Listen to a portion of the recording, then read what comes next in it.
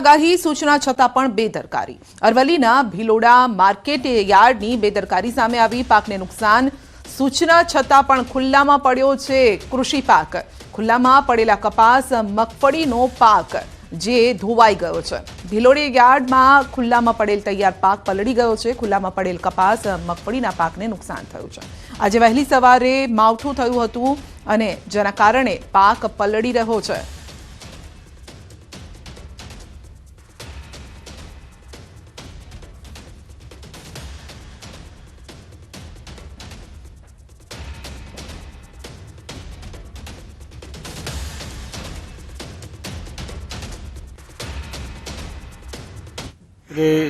કોમર્સી વરસાદ આવવાથી ભારે મગફળી પલળી ગઈ, પછી બાજુમાં કપાસ પલળી ગયો અને ભારે નુકસાન થઈ ગયું છે.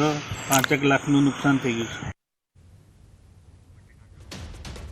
તો માવઠાની આગાહી છતાં પણ માર્કેટ યાર્ડના જે સત્તાધીશો છે તેઓએ ચોકસાઈ નથી રાખી અને જેના કારણે ખેડૂત અને વેપારીઓનો પાક જે હતો તે ખુલ્લામાં પડ્યો હતો અને તે પલળી ગયો છે. તો અરવલ્લીમાં ગઈકાલે પણ વરસાદ થયો, આજે પણ વરસાદ થયો છે. બનાસકાંઠામાં પણ ગઈકાલે માવઠું થયું હતું. અમદાવાદમાં ગઈકાલે સાંજે જોરદાર વરસાદ વરસ્યો હતો.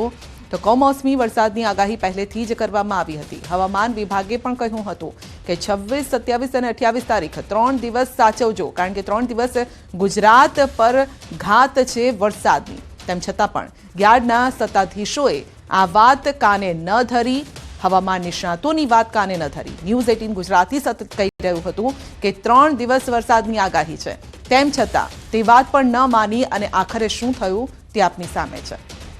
તો જે પાક હતો ખુલ્લામાં પડ્યો હતો તે પલળી ગયો છે. ખાડા ખાબોચિયા ભરાઈ જાય એટલો વરસાદ વરસ્યો હતો. તો 4 મહિનાની મહેનત જે હતી તેના પર જ પાણી ફરી વળ્યું છે. ખેડૂતોએ મહા મહેનતે જે પાક લીધો હતો, યાર્ડ સુધી લઈને પણ તેઓ આવ્યા, પરંતુ ત્યારબાદ સત્તાધીશો તેને સાચવી ન શક્યા અને આ હાલ થયા છે. આપ જોઈ શકો છો કે અલગ અલગ યાર્ડની શું સ્થિતિ છે. ક્યાંક ડુંગળી પલળી ગઈ છે, ક્યાંક કપાસ, મગફળીના હાલ બેહાલ થઈ ગયા છે. તો ખુલ્લામાં રહેલો પાક પલળી ગયો અને જેના કારણે નુકસાની વેઠવાનો વારો આવી રહ્યો છે હવે ખેડૂત અને વેપારીઓને.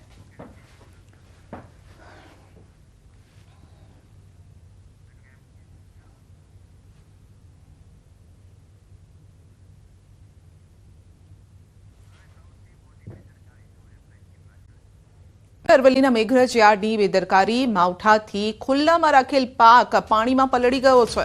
પાકને ખુલ્લામાં ન રાખવાની સૂચના આપી હતી, છતાં પણ તેનું ઉલ્લંઘન કરવામાં આવ્યું છે અને ખુલ્લામાં રાખેલ મગફળીની બોરીઓ પલળી ગઈ છે. સોયાબીન, ચણા, ઘઉં સહિતના પાકોને નુકસાન થયું છે. કમોસમી વરસાદથી યાર્ડમાં પાણી છવાઈ ગયું છે.